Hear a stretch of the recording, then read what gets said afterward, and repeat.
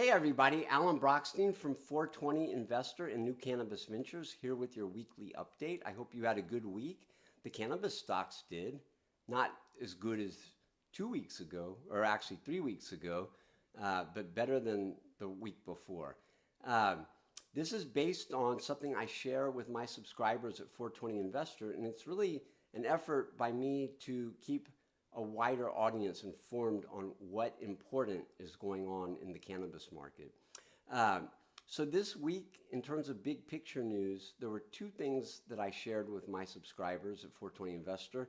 Number one, and I shared this with on New Cannabis Ventures. Number one, the Canadian cannabis market grew 0.2% in August compared to July. But that wasn't such a big deal. It was very close to the expected number. They revised July a little bit lower, so we grew instead of shrank. What was important was the market grew only 13% from a year ago. And remember, things have been going on like all the new stores in Ontario, and yet the growth rates were just terrible. 13% in a year. So that was the first piece of news.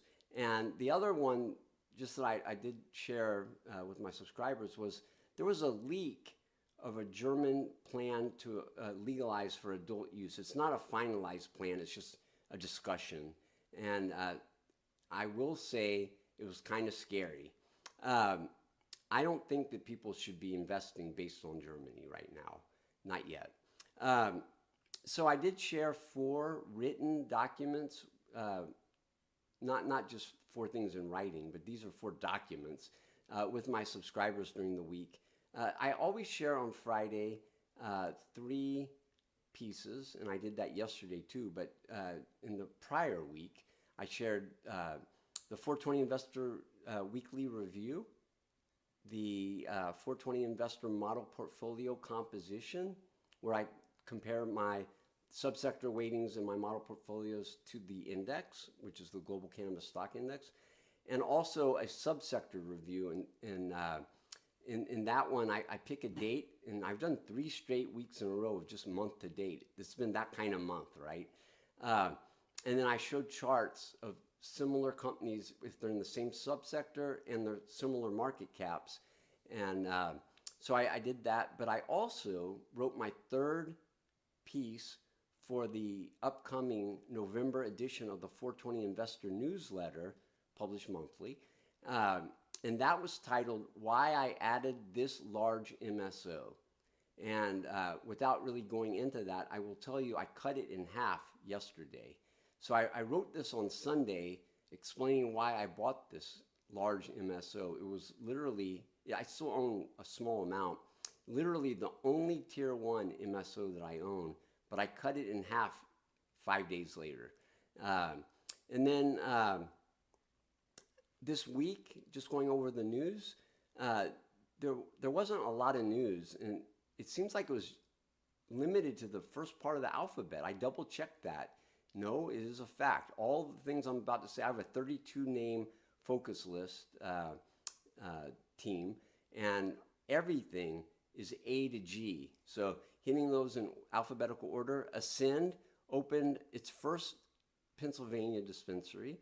Aurora announced plans to expand its flower offering in Canada. Woo! Air introduced its portfolio of brands in New Jersey.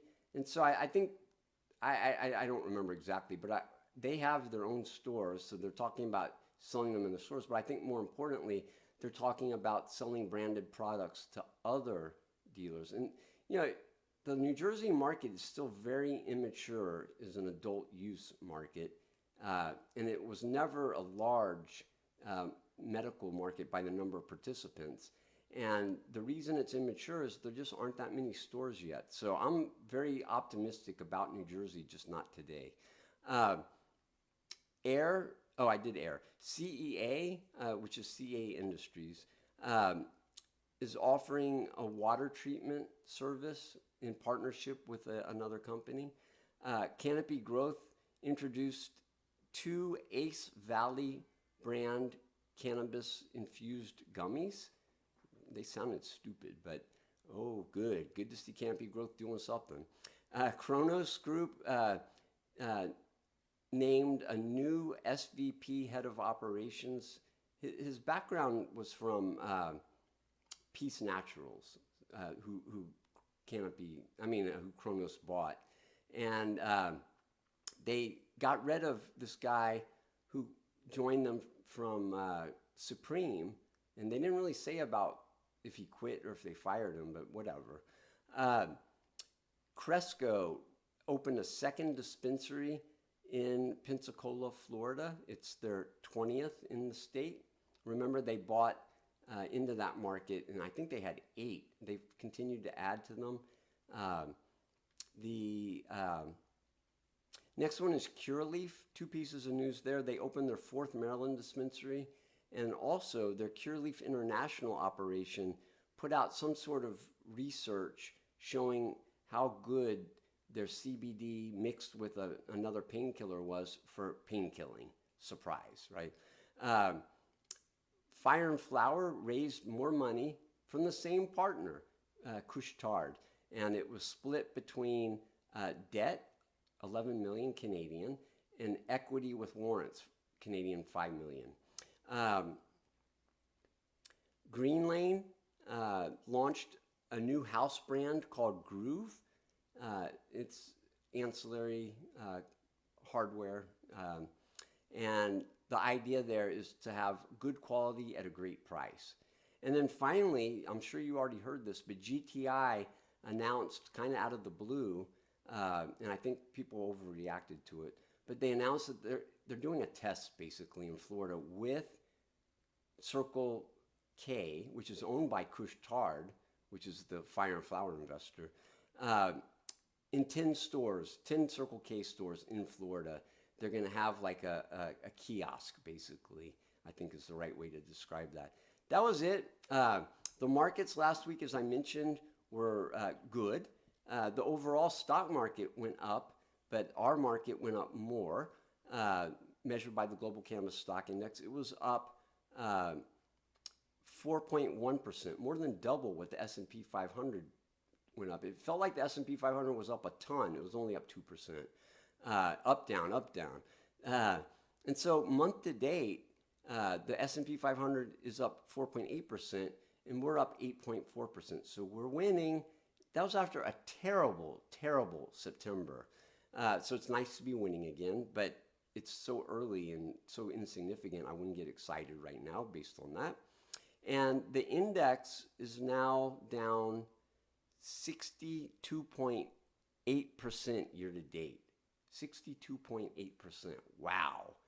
It's shaping up to be the worst year ever, potentially.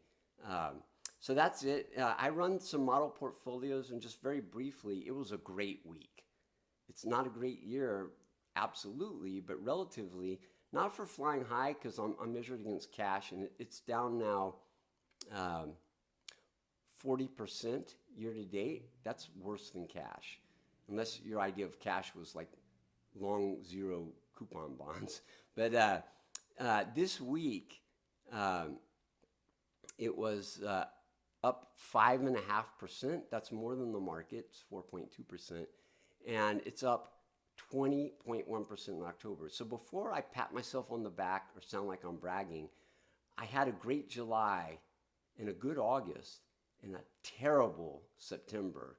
I didn't see that coming. And so I'm not going to get so excited, but I am up 20% this month. And you would think I have like a bunch of MSOs. They're the big winner, but no, I don't. I own 2 of the 7 names right now are MSOs. I sold one this week. Now, 420 Opportunity and 420 Quality are both measured against the Global Cannabis Stock Index, and they're both beating it handily. And they both had good weeks. 420 Opportunity, which has been around since 2014, was up 7%, 7.2%. So that's way ahead of the Global Cannabis Stock Index. And it is down, I got to find it. 52.8% compared to 62.8% for the global cannabis stock index. I think that's solid. My idea there, I'm not so great at picking when the market's going to go up or when it's going to go down, but that's not what I tell people I do. And I think I do it okay, but not so great. And my idea there is to, when the market's going up, to have my stocks go up more, and when the market's going down, to have my stocks go down less. And this year, that is happening. And it's not from sitting in cash, unfortunately for me. I didn't see this coming. And then 420 quality was up 6.5% this week. So again, not as good as 420 opportunity, but better than the global cannabis stock index. And I am underweight the MSOs now, not by a lot. I'm very overweight the ancillary names, and I'm a little underweight Canadian LPs. And so it wasn't my subsector weighting that helped me this week. It's my stock selection. And without getting into it, I'll just assert that. And like I said, the index is down 62.8%. How much is 420 quality down? It's down a little bit more than 420 opportunity. It's down 53.2%. So not 52.8, but 53.2. And then the last part of today, I regularly conclude this way, is to talk about the upcoming week. And I will have a Toking Tuesday chat with my subscribers on Tuesday night. And then the other piece of news is Turning Points Brands kicks off earnings season for the December year-end companies with a report on their Q3 on in a call on Wednesday. And so that's really it. Have a great week. I'm aware that I was overly bullish and got Septembered, and I'm still optimistic, most optimistic about the ancillary names, and happy to talk to any of my subscribers about why I own so much and which ones I think are going to do really well and why. And if that's interest you, join us. Take care.